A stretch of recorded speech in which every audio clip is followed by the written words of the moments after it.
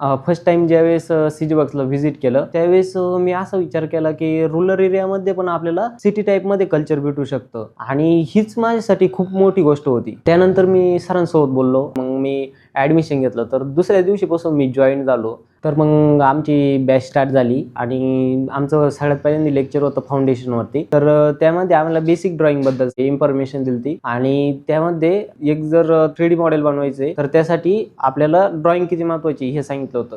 तर ते त्यावेळेस आम्हाला एक्सप्लेन केलं आणि फर्स्ट लेक्चरमध्ये एक लँडस्केप ड्रॉ करायला लावलं होतं. तर आम्ही ते लँडस्केप ड्रॉ केलं आणि त्याचा जो आउटपुट होता तो एवढा काही भारी नव्हता. तर मग 3 महिने आम्ही ड्रॉइंग केली आणि त्यानंतर आम्ही ज्यावेळेस जे स्टार्टिंगचं आमचं जे लँडस्केप होतं ते घेतलं आणि एंडिंगला सरांनी आम्हाला एक लँडस्केप ड्रॉ करायला लावलं होतं.